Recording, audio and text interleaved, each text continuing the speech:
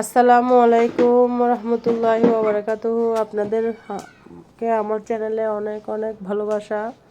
আপনারা কেমন আছেন? আলহামদুলিল্লাহ ভালো আছেন, আমিও ভালো আছি আল্লাহর রহমতে। আপনাদের মাঝে আজকে নতুন একটা ভিডিও নিয়ে আসছি। দেখুন এখানে আমি শিলপাটার মধ্যে জিরাগুলা টেলে বেটে নিচ্ছি। আপনারা চাইলে ব্লেন্ড করে নিতে পারেন, আমি ব্লেন্ড করি। বেশি জিনিস হলে তখন করে না, অল্প একটু জিনিস রান্না করব, সেই জন্য আমি বেটে নিচ্ছি শিলপাটার মধ্যে। আর শিলপাটার মধ্যে বেটে রান্না করলে অনেক মজা হয় যে কোনো কিছু। এখানে দেখুন বাদাম কিশমিশ একসাথে নিয়ে নিয়েছি আমি, এগুলো বাটতে হবে সব অল্প অল্প, সেই জন্য আর ব্লেন্ডার বাইর করি নাই, সেই জন্য শিলপাটাতে বেটে নিচ্ছি। আমার শিলপাটাটা অনেক ধার, এটাতে আপনি কষ্ট হয় না তেমন, অনেক ভালো।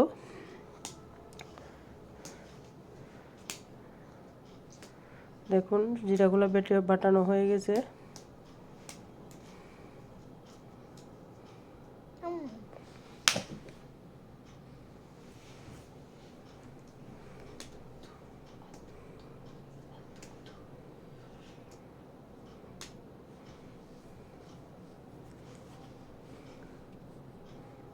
এবার বাদামগুলোকে আমি বেটে নিচ্ছি। আপনাদের জন্য অনেক কষ্ট করে ভিডিও বানাই, আপনারা অবশ্যই একটা লাইক দিয়ে ভিডিওটা ফুল ওয়াচ করবেন, এটাই আপনাদের কাছে রিকোয়েস্ট। ভিডিওটা স্কিপ করবেন না, অনেক কষ্ট করে ভিডিও বানাই। ভালো না লাগলে একটু চালাই রাখবেন, এটাই রিকোয়েস্ট করতেছি। তারপর আপনাদের মাঝে এগুলো আমি সব বেটে নিচ্ছি এক এক করে, পুরাটা দেখাই নেই, অল্প অল্প করে দেখিয়ে আমি বেটে নিচ্ছি, কারণ ভিডিওটা বড় হয়ে যাচ্ছে, এমনিতে বড় হয়ে গেছে। তারপর আপনারা একটু ধৈর্য ধরে দেখবেন।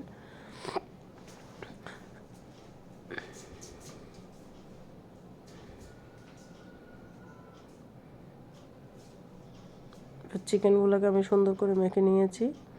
ভিডিও কি রান্না করতেছি দেখতে চাইলে অবশ্যই পুরো ভিডিওটা দেখতে হবে আপনাদেরকে ধৈর্য ধরে।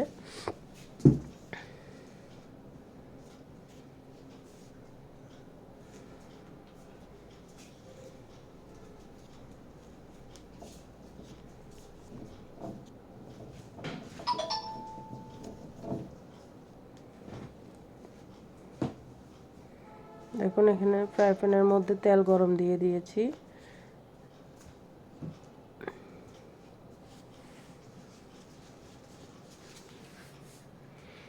চিকেনগুলো আস্তে আস্তে এক এক করে দিয়ে দিচ্ছি আমি। এখানে মরিচ হলুদ লবণ দিয়েছি।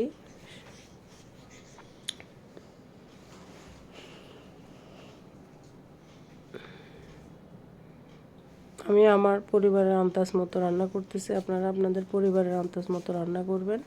নতুন আপুরা যারা ভাবিরা রান্না পারেন না তারা অবশ্যই দেখবেন। তাদের জন্য রান্না তো সবাই পারে, আমরাও পারি, আপনারাও পারেন। যারা নতুন, আমরা একসময় রান্না বান্না পারতাম না, তখন ইউটিউবের সাহায্যে রান্না বান্না করেছি, অনেক কিছুই পারতাম না। পড়ালেখা থেকে বিয়ে হয়েছে, ওই ইউটিউব দেখে দেখে সব শিখে নিয়েছি, এখন আলহামদুলিল্লাহ সবই পারি।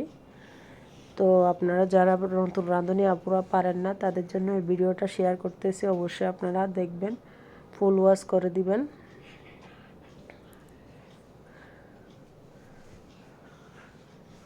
চিকেনগুলোকে আমি উল্টে পাল্টে ভেজে নিচ্ছি, ভাজার পর আসতেছি আপনাদের কাছে।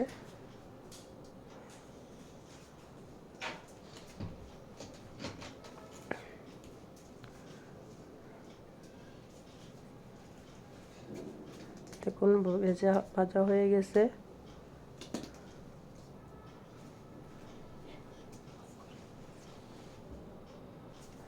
এবার এখানে আমি পাতিল বসাই দিলাম। একটা পাতিলের মধ্যে মাংস ভাজা যে তেল বাকি ছিল, ওই ভাজা তেলগুলা এখানে দিয়ে দিচ্ছি আমি। আপনারা কিভাবে রান্না করেন অবশ্যই কমেন্টসে বলে যাবেন। এতটুক পর্যন্ত যারা আমার ভিডিওতে আসছেন অসংখ্য ধন্যবাদ। আর দেখুন আমার চুলার আগুন বন্ধ হয়ে গেছিলো, সেই জন্য আগুনটা ধরাই দিচ্ছি। অবশ্য তেল দিয়ে মশলা কষানোর সময় আগুনের ইয়াটা মিডিয়াম করে রাখবেন।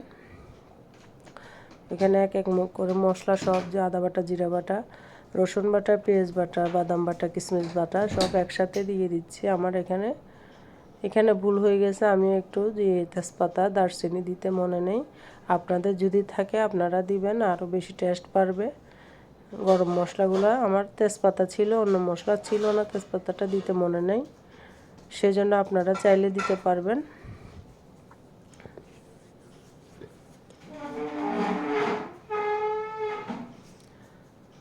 দেখুন মশলাগুলো আমি অল্প আছে ভেজে নিয়েছি। এখানে আমি 4 চামচ মরিচের গুঁড়া দিচ্ছি। আপনাদেরকে একটা কথা বলি নতুন আপুদেরকে, যারা এখানে মরিচ পরিমাণ থেকে হলুদের পরিমাণ অবশ্যই কম দিবেন, আর না হলে হলুদ যদি বেশি হয় তরকারিটা তিতো হয়ে যাবে, কারণ হলুদ বেশি খাওয়া যায় না মরিচে। যারা ঝাল পছন্দ করে তাদের জন্য মরিচ বেশি হলেও সমস্যা নেই, আর হলুদ দিলে কিন্তু আপনারা তরকারি খেতে পারবেন না, তরকারিটা তিতো হয়ে যাবে, বুঝছো। এবার এখানে আমি লবণ দিয়ে দিব পরিমাণ মতো। আপনারা আপনাদের পরিমাণ মতো রান্না করবেন। আমি এখানে 1 কেজি শালগম রান্না করব, সেই জন্য আমি আমার পরিমাণ মতো দিয়ে দিচ্ছি। আপনারা আপনাদের পরিমাণ মতো দিবেন। এখানে আমি শিলপাটা দিয়ে যে পানিটা নিয়েছি এগুলো আমি এখানে দিয়ে দিলাম। তারপরে একটু পানি দিয়ে দিলাম। মশলাগুলো ভালো করে কষিয়ে নিচ্ছি কষানো পর্যন্ত। অবশ্যই ধৈর্য ধরে মশলাটা কষানো লাগবে, কারণ রান্নাতে যত ধৈর্য ধারণ করবেন, আপনার রান্না বান্না হচ্ছে আর্ট, এটাকে আপনার ধৈর্য ধরে করতে হবে। আমরা সব পড়াশোনা যেরকম ধৈর্য ধরে করি, রান্না বান্না যা একজন গৃহিণীর জন্য এটা একটা আর্টের মতো। এটাকে আপনারা যেভাবে ধৈর্য ধরে করবেন এভাবেই সুন্দর মজা হবে, কারণ রান্নার মধ্যে অবশ্যই সময় দিতে হবে। সময় না দিলে তো আপনাদের রান্না বান্না ভালো হবে না। এই জন্য সময় নিয়ে রান্না করবেন। আমার কাছে কিন্তু রান্না করতে অনেক ভালো লাগে। কার কার কাছে রান্না করতে ভালো লাগে অবশ্যই কমেন্টস করবেন। আমার কাছে রান্না করতে কোনো অলসতা লাগে না, রান্না করতে খুবই ভালো লাগে, আলহামদুলিল্লাহ। দেখুন আমার মশলাগুলো কষানো হয়ে গেছে। এটা হচ্ছে শালগম ফুলকপি, আপনারা যেটাই বলেন, ওই সবজিটা আমি কেটে নিয়েছি সুন্দর করে। আলু দিয়েছি 2টা, আমার বাচ্চাদের জন্য 2টা আলু দিয়েছি। অনেক মজা হয়েছিল। আপনাদের মাঝে আমি এই ভিডিওটা খাওয়ার পরে আজকে দুপুরে খেয়েছিলাম, এখন আপলোড দিচ্ছি। অনেক মজা হয়েছিল, আসলে অসাধারণ হয়েছে। আপনারা এভাবে কিন্তু গরুর মাংস দিয়ে, ছাগলের মাংস দিয়ে রান্না করতে পারেন, আরও বেশি মজা হবে। আমার কাছে অনেক মজা লাগছে। আপনারা অবশ্যই ট্রাই করবেন এভাবে রান্না করে। দেখুন আমি এগুলো কষিয়ে নিব। এবার কষানোটাই হচ্ছে মেন। তো নতুন আপুদেরকে বলতেছে অবশ্যই ধৈর্য ধারণ করে আপনারা রান্না বান্না করবেন, কারণ ধৈর্য না ধরলে তরকারি বলেন, নাস্তা বলেন, যেটাই বলেন, কোনো কিছু স্বাদ আসবে না। অবশ্যই ধৈর্য ধরে রান্না বান্না করবেন। একটু চিনি দিলাম আমি এখানে, মাংসের মধ্যে একটু চিনি দিলে স্বাদটা বেড়ে যায়, সেজন্য একটু চিনি দিলাম। দেখুন আমি এখানে পানি দিয়েছিলাম, পানি দিয়ে তো সবজিগুলো 80% প্রায় সিদ্ধ হয়ে গেছে। তারপর আমি এখানে মাংস দিচ্ছি, মাংসগুলো ঢেলে দিয়েছি। দেখুন মাংসগুলো সিদ্ধ হতে হবে, সেই জন্য আগে দিই না, আগে দিলে কিন্তু বেশি সিদ্ধ হয়ে যাবে, কারণ ব্রয়লার মুরগি আপনারা জানেন নরম, সেই জন্য বেশি সিদ্ধ করা যাবে না। কিন্তু এখানে দিয়ে দিচ্ছি একটু টমেটোগুলোকে আমি ছোটো করে কেটে নিয়েছি। শীতকালে টমেটো দিলে তরকারিটা অনেক মজা লাগে। আমার কাছে কাঁচামরিচ ধনেপাতাগুলো ছিল না, সেই জন্য দিতে পারি না। আপনাদের কাছে যদি থাকে অবশ্যই দিবেন।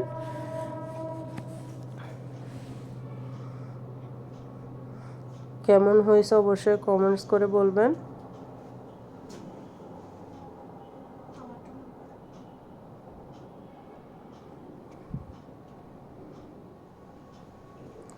দেখুন আমার রান্নাটা হয়ে গেছে, অনেক মজা হয়েছিল কিন্তু।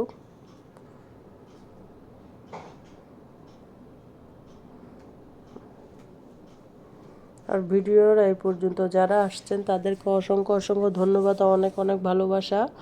আসসালামু আলাইকুম রহমতুল্লাহি ওয়া বারাকাতুহু।